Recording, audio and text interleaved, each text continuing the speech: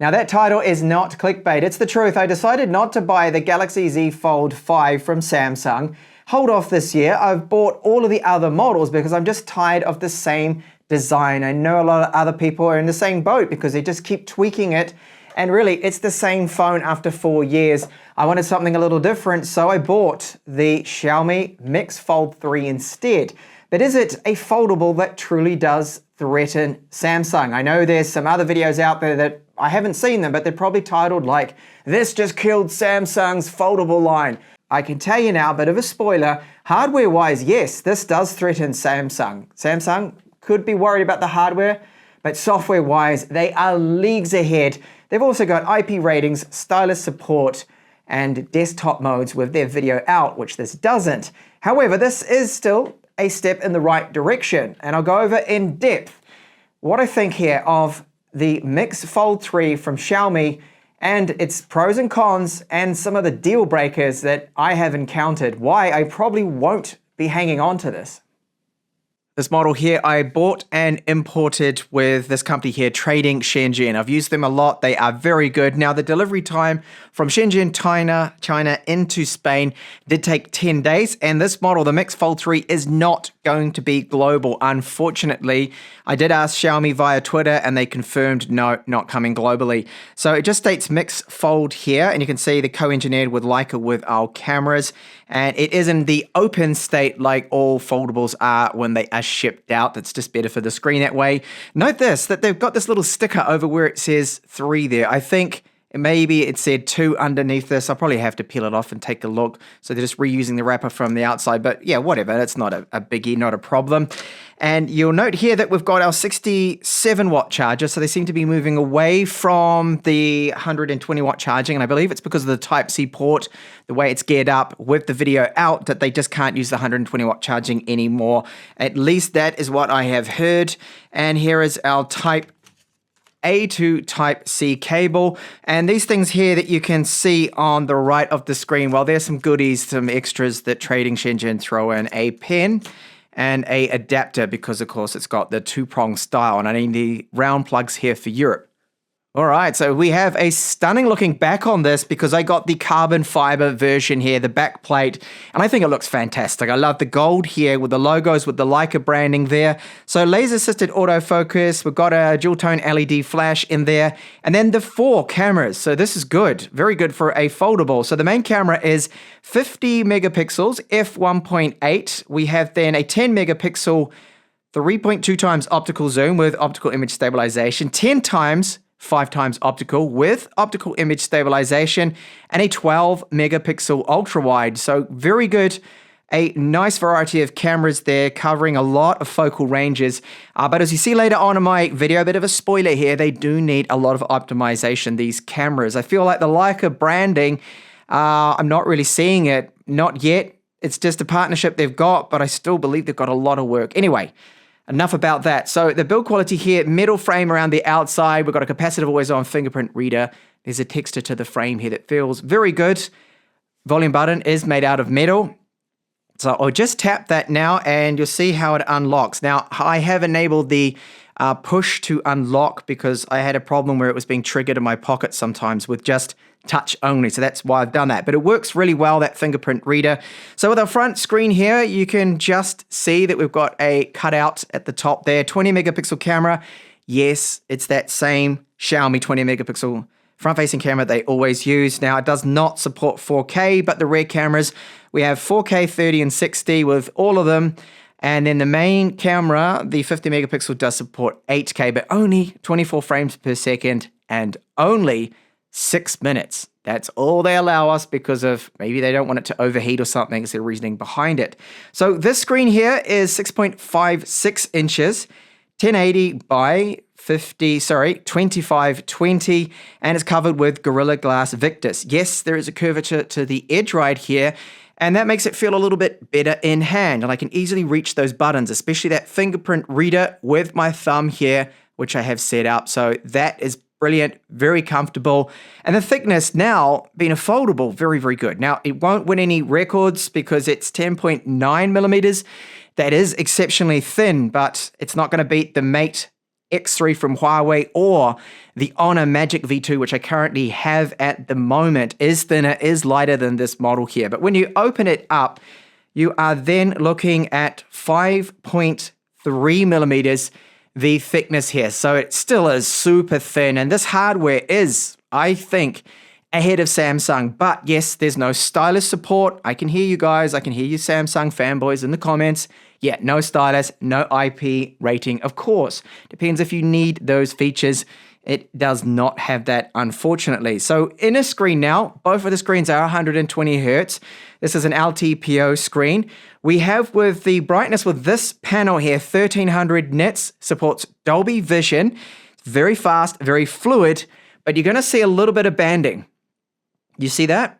And if you view it in direct sunlight, yes, you can make the screen out. Both this one, but the outer screen is a lot more legible in direct sunlight because this one peaks at 2600 nits according to Xiaomi, but I only measure about 1700 nits with it. I can't get over that with this panel on the outside, so that's just the way it is. I don't know how they're measuring it, or I'm not being able to trigger that high brightness mode, even in direct sunlight. So the resolution of the inner screen here, this is, well, not bad, 1916 by 2160, but again, not quite as good as the Mate X3 or the Honor Magic V2, which has a sharper screen, better resolution, but I do like this nice and large 8.03 inches. And more on that display, the inner one. Now you can see that banding's happening at the moment. That's because of the pulse width modulation. I really do need to increase the brightness a bit to really get rid of most of that. About there, we shouldn't see that much.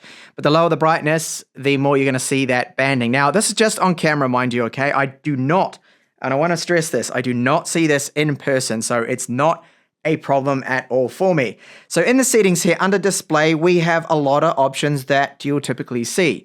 So you can, that banding, you can see it again, and it's a little bit annoying just on camera though. So here we've got the option for 60 Hertz, 120 Hertz, no 90 unfortunately.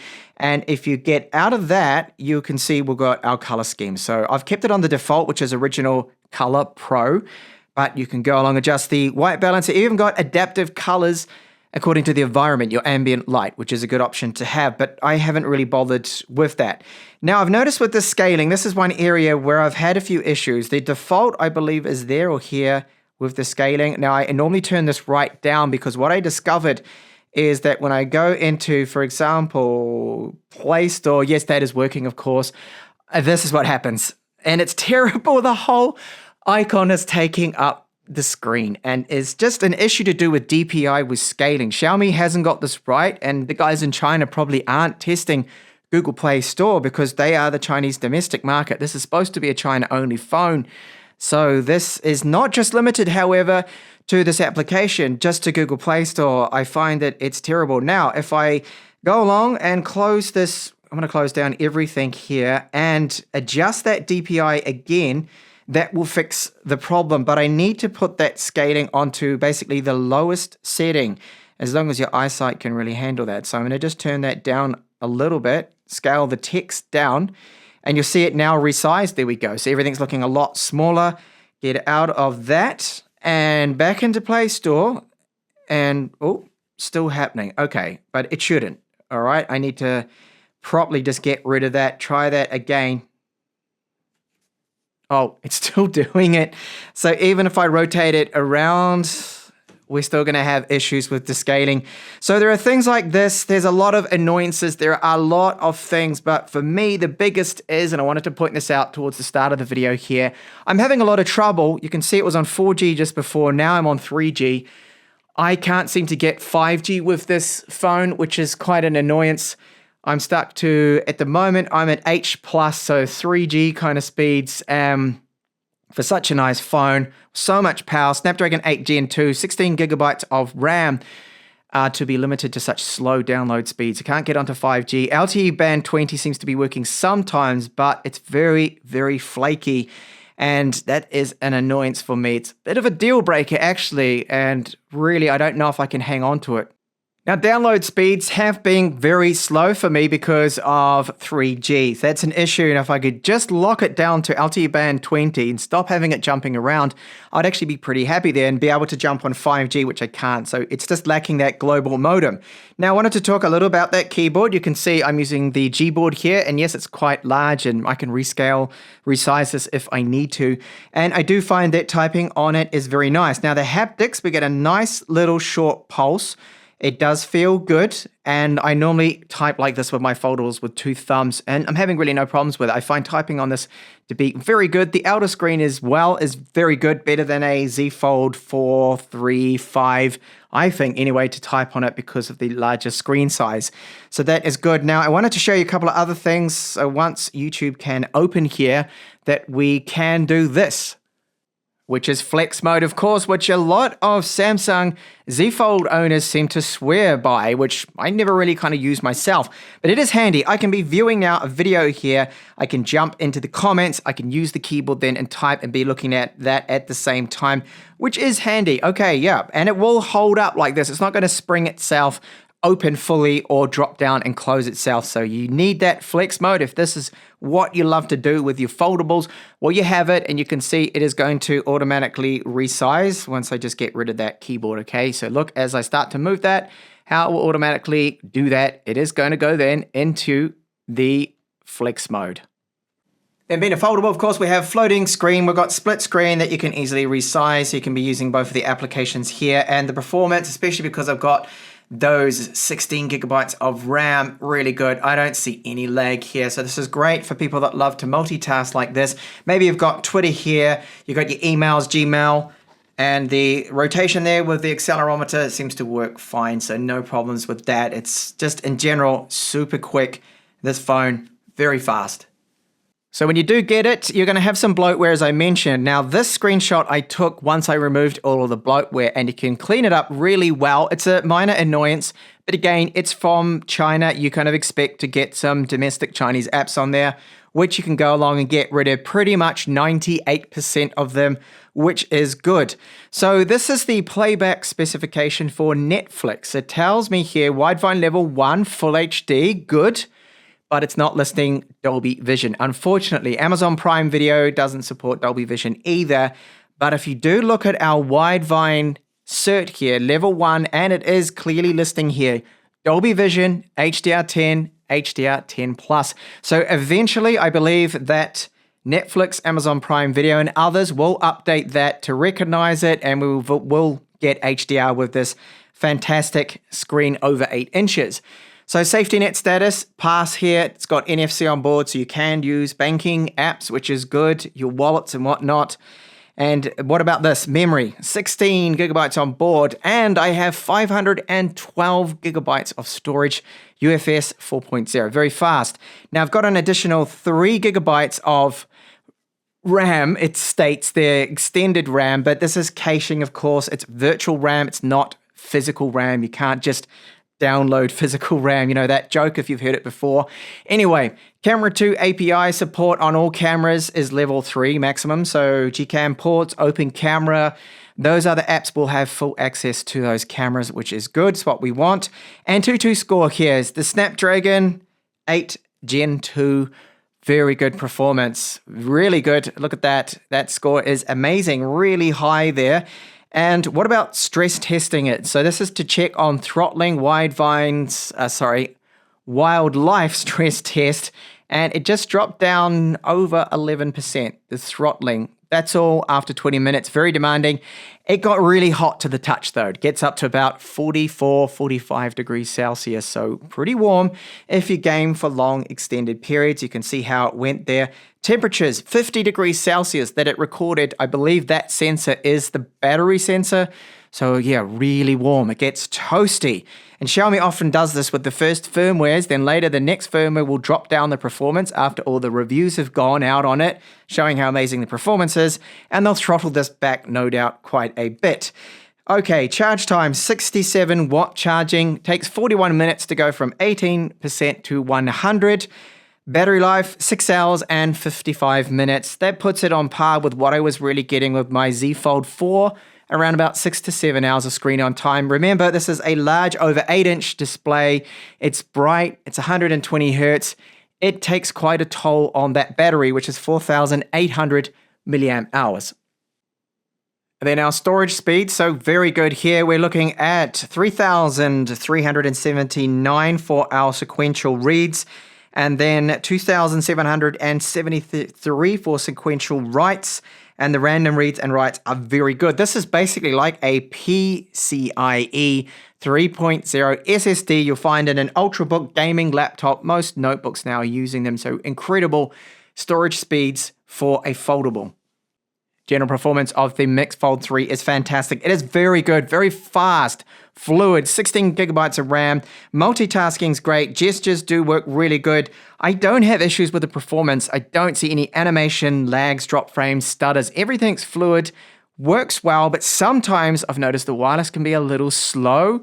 I don't know whether that's related to the modems. It shouldn't be. It should be independent, but I just noticed that sometimes it doesn't feel as fast as it should. So I wanted to talk a little bit about the audio now. Very good. We've got those loudspeakers on the side, and you can use a Type-C to 3.5 millimeter and some old analog headphones, and it sounds very, very good. So good stereo separation. There's no crosstalk there. There's no interference. There's no buzzing noise. Volume is good. Sounds really clear. Amazing. Now I'm going to give you a loudspeaker sample here at 100% volume, just to give you an idea. The speakers are good. Are they the best out there? No, but they're decent for a foldable.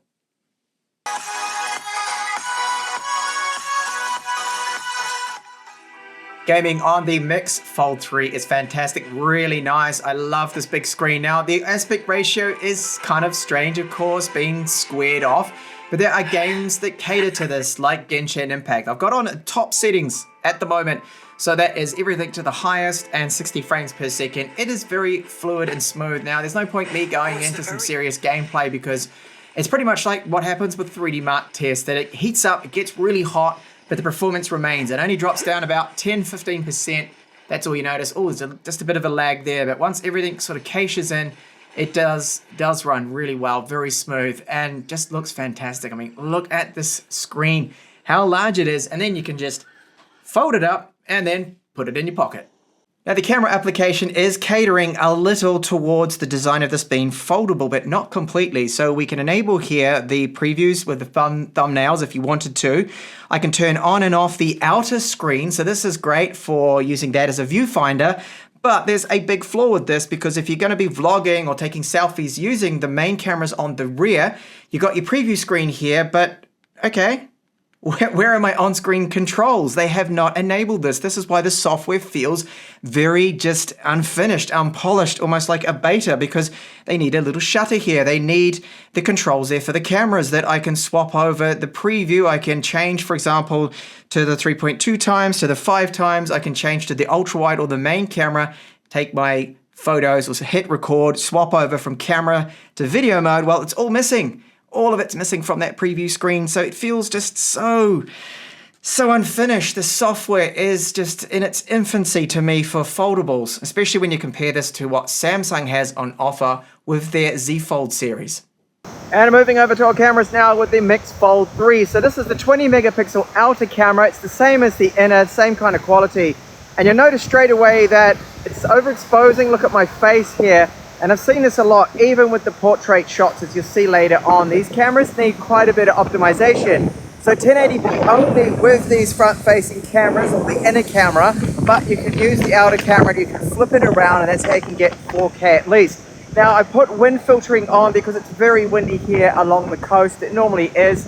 This is the main sensor, so it is 50 megapixels optical image stabilization. We have the 10 megapixel and the other 10 megapixel for our optical zoom with the optical image stabilization, and then the 12 megapixel for the ultra wide. Now 4K 30, I can go over to the ultra wide now. You can see the tower up the top there.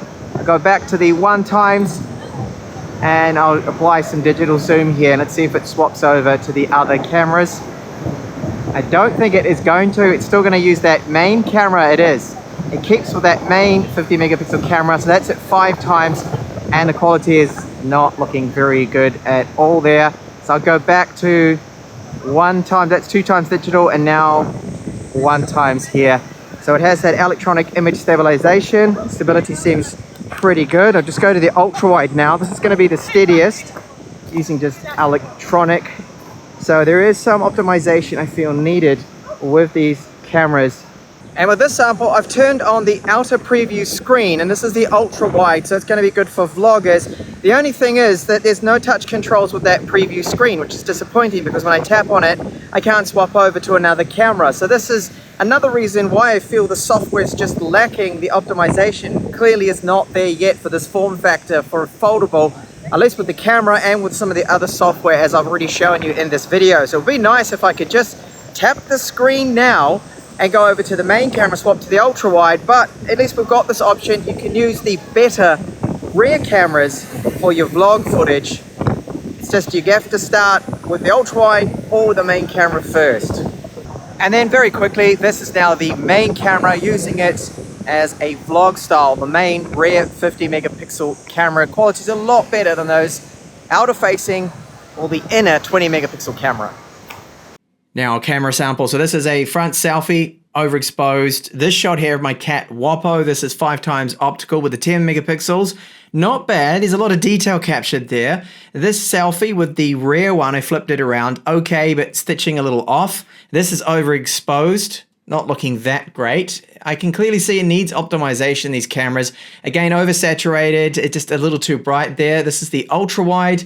There's a lot of detail, but it still needs a bit of work, especially with the details in the shadows. This is now the main camera, and then I go over to the 5x zoom, which is great to get into things a little closer. Not too bad, the zoom camera. Here, again, it's a little overexposed in the middle. This is the main camera. Another zoom shot here, and again, not looking good. Oversaturated, exposure was a bit off. Night shot now, all right, but still needs a bit of work, I feel. This night shot came out a little better, but it just feels like it needs a lot of tweaking here. And finally, a shot of my cat Vera, which was okay considering this was about midnight when I took this shot. All right, I made a mistake. I'll admit, I probably should have got the Z Fold 5, but then at the same time, I'm so tired of that same hardware. They're just doing an Apple. They're not really bringing any evolution to foldables at all now. It's stagnant. They're just tweaking minor things. Yes, the foldable series from Samsung, the Z Fold 5 for IP ratings, stylus support, which this is all lacking, of course. But this hardware, absolutely fantastic. Great performance, great screens. Cameras have potential, but not optimized. Software, definitely not optimized for a foldable. We're missing out on features, as I showed you and talked about the camera preview screen. You can't hold it up and hit record, swap over to video mode, swap back to camera mode from the outer preview screen while shooting vlog or selfie footage. You can't do that. It's not there yet. The modem is the big one for me, so no global modem. Yeah, it's been painful. I've been stuck on 3G trying to download like 10 images on WhatsApp. Impossible. Got to wait till I get home, get on wireless, and then sometimes the wireless is slow on this. So data speeds are slow. So if you're thinking you're a potential owner maybe of a Mix Fold 3, hold back, I'd say. Just hear me out. No Android Auto, slow data speeds, possibly no 5G because it's not a global modem, unfinished software. It's going to be frustrating. It really is. Is it going to be worth it? Probably not. I'll be honest. I've got a bit of buyer's remorse after getting this. So that's what it is. And no, Samsung did not pay me for this video at all. Xiaomi clearly did not. I bought this with my own money here. So thanks a lot for watching my thoughts, my review of the Xiaomi Mix Fold 3, a device that has so much potential, falls flat on its face when it comes to everything else. It's just that hardware that's really good. And I really wanted to like this. I really did.